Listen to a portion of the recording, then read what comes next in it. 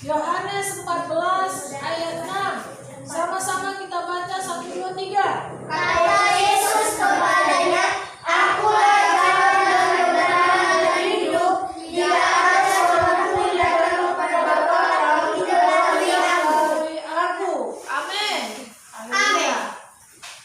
Nah, firman Tuhan hari ini berkata ya kepada murid-muridnya waktu itu dan kepada kita pada pagi hari ini dalam ibadah sekolah minggu. Yesus sendiri berkata kepada kita sekarang lewat firman-Nya. Katanya apa? Kata Yesus kepadanya, kepada kita sekarang ini, "Akulah jalan dan kebenaran dan hidup. Tidak ada seorang pun yang datang kepada Bapa kalau tidak melalui Aku," kata Yesus. Tadi Tuhan katakan bahwa Dia adalah apa? Ada 3. 1, jalan. 2, kebenaran. 3, kehidupan. Ya, ada 3. Jadi Tuhan Yesus itu mengatakan kepada kita bahwa Dialah jalan menuju ke surga.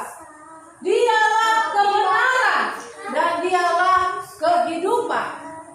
Yesus sebagai jalan, bukan penunjuk jalan. Kalau kita nggak tahu jalannya, misalnya mana jalan hiu di sini, oh itu di sana, Dia menunjuk. Tapi kalau Yesus, Dialah jalan menuju ke rumah Bapa. Dialah jalan menuju ke surga.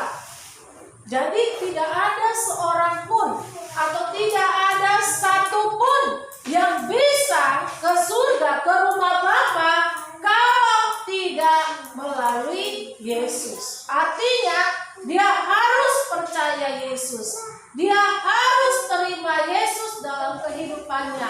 Dia harus hidup bersama dengan Yesus, dipimpin setiap hari, ya, dituntun setiap hari, berjalan bersama Tuhan.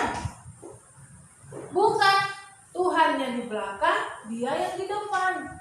Yesus sebagai jalan, Dialah yang harus kita bawa serta dalam hidup kita sehingga kita bisa sampai ke rumah Bapa. Seperti ada lagu, "Aduh senangnya naik kereta besar buatan Tuhan. Supirnya Yesus, jalannya lurus." Yang naik anak Tuhan, yang naik anak Tuhan. Kebalikannya, satu lagi apa? Aduh celaka naik kereta kecil buatan iblis. Supirnya ngaku, jalannya mundur. Yang naik anak iblis.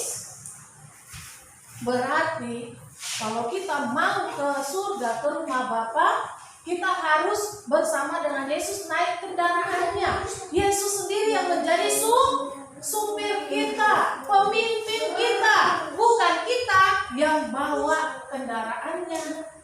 Yesus di belakang, ya. Kalau makanya nggak boleh.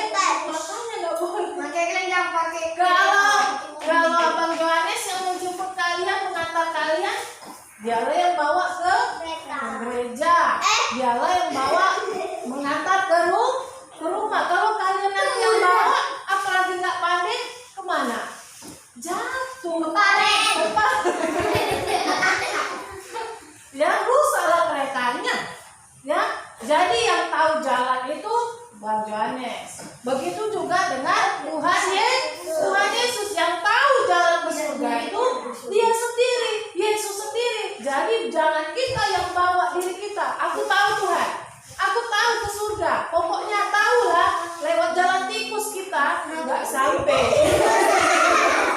Ya, nggak sampai. Kemana dia? Ke Pare.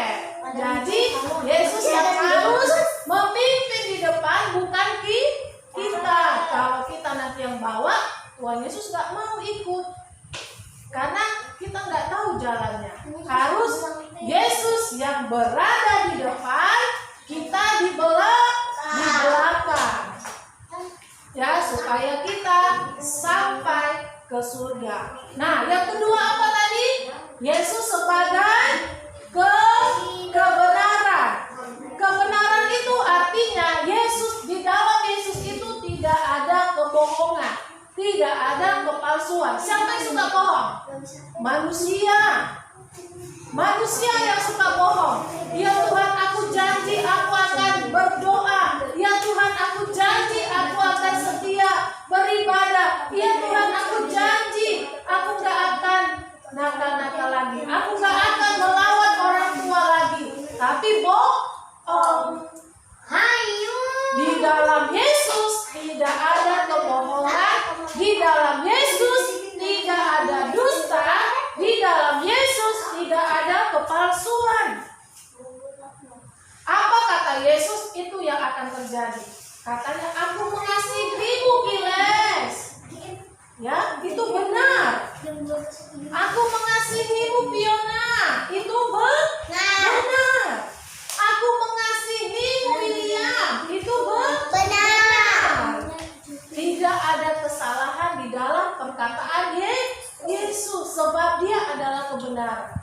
Katanya, kau harus setia beribadah supaya aku memberkatimu. Itu benar.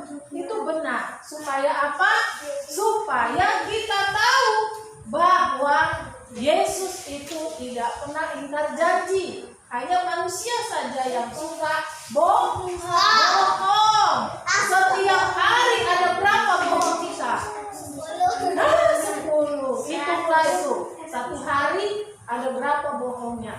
Tapi setiap hari Tuhan Yesus mengasihi kita. Ketika kita minta ampun, Tuhan mengampuni. Tuhan mengampuni karena Dia sangat-sangat mengasihi kita. Tapi dia bohong. Kitanya yang bohong. Tapi Tuhan Yesus tetap mengasihi kita. Dia hanya benci bohong kita, dosa kita. Tapi kita tetap dikasihi oleh Tuhan. Buktinya Dia mau mati di kayu salib. Walaupun kita bohong, walaupun kita waktu itu berdosa. Supaya apa? Ketika kita minta ampun, darahnya menyucikan kita. Ada darah Yesus yang mengampuni kita. Jadi kita tidak menjadi anak-anak iblis yang selalu didakwa, diintimidasi. Kau pembohong, kau jahat, kau suka melawan. Kalau ada yang seperti itu terus ditunjuk-tunjuk sama iblis, akhirnya jadi apa? Bisa mati dia, ketakutan. Tapi ketika kita minta ampun, mengakui kesalahan kita, maka Tuhan mengampuni kita, ya. Di dalam Yesus selalu ada kebenaran, ya Tian? Ya. Di mana kebenaran itu? Dari mana kita tahu kebenaran itu? Dari Tuhan. Dari Alkitab. Makanya satu-satu harus punya Alkitab. Ini kebenaran. Ini surat cintanya Tuhan kepada kita. Ya, semua harus punya Alkitab masing-masing. Baca masing-masing. Karena Tuhan berbicara kepada kita lewat Alkitab, lewat firman Tuhan. Disinilah kita tahu bahwa di dalam Yesus itu tidak ada kebohongan, kepalsuan atau dusta. Yesus adalah kebenaran. Ya, Dia berjanji, Dia pasti tepati janjinya. Kalau kita nakal, nggak mau berubah-berubah sampai kita mati, ya kita terima hukuman. Karena memang sudah itu tertulis. Kalau kita tidak taat, maka akan menerima hukuman. Tapi kalau kita mau taat, akan terima berkat. Kasihkan berkat. Ya, yang ketiga, Yesus itu sebagai apa? Dia yang pegang napas kita. Dia yang punya napas kita. Coba, ada yang masih bernapas? Ada yang tidak lagi bernapas? Ada yang sesak napas? Berdoa kepada Tuhan, sebab dialah yang punya napas kita, dialah yang pegang napas kita. Jadi nggak boleh kita main-main sama Tuhan. Dia yang punya hidup kita, dia yang pegang napas kita. Jadi kalau macam-macam, ya nanti duduk kalian sini. Jadi kalau macam-macam, hati-hati, itu napas milik Tuhan. Ada orang yang sudah sesak napas, dia butuh oksigen. Butuh oksigen satu tabung yang kecil 500.000. Itu pun cepat habis. Kita bernapas setiap hari, bayar nggak sama Tuhan? Bayar. Gratis. Tapi banyak kita yang lupa berdoa. Ingat, doa itu adalah nafas orang percaya. Hati-hati kalau kita jarang berdoa dan kita tidak suka berdoa. Satu kali nafas kita akan berhenti dan kembali kepada Tuhan, dan kita tidak tahu lagi harus bagaimana. Sudah terlambat untuk memperbaiki semuanya. Memang iya. Ya, makanya selagi masih ada waktu dan kesempatan, selagi masih bernapas, bayar napas kita kepada Tuhan. Lewat apa? Lewat doa, lewat ibadah kita, memuji Tuhan setiap waktu. Senangkanlah hatinya. Kita harus buat Tuhan senang, harus buat Tuhan tertawa. Jangan kita buat Tuhan nangis. Bahaya. Kalau Tuhan sudah senang, Dia pasti berkati kita. Ya kan ya? Hah? Kalau Tuhan sudah senang, Dia akan berkati kita. Dia akan puji kita. Aduh, anakku itu baik sekali. Dia akan berkati kita dengan prestasi di sekolah dan menjadi berkat di manapun kita berada. Ya, Dialah yang memberikan kehidupan, baik kehidupan sekarang maupun di masa yang akan datang, yaitu di kerajaan surga, kehidupan kekal. Kita akan hidup selama-lamanya, kekal abadi. Kalau kita di sini, kalau panjang umur, tambah lama, tambah keriput, tambah tua, opung-opung. Tapi kalau di surga, selama-lamanya tetap muda. Tidak akan tua. Itulah perbedaan di dunia dan di surga. Ya, di surga kita sudah bersama dengan Tuhan Yesus, bersama dengan malaikat-malaikat, bersama dengan kawan-kawan saudara-saudara seiman yang tetap setia dan percaya Yesus. Ada. Yang baik hati. Bukan baik hati. Yang baik. Baik hati manusia. Ya, oke. Ingat tadi, sekali lagi baca Yohanes 14 ayat 6. Yohanes 14 ayat 6 kita baca sekali lagi. Kata Yesus kepadanya, Akulah jalan dan kebenaran dan hidup. Tidak ada seorang pun yang datang kepada Allah kalau tidak melalui Aku, kata Yesus. Mau ke surga? Melalui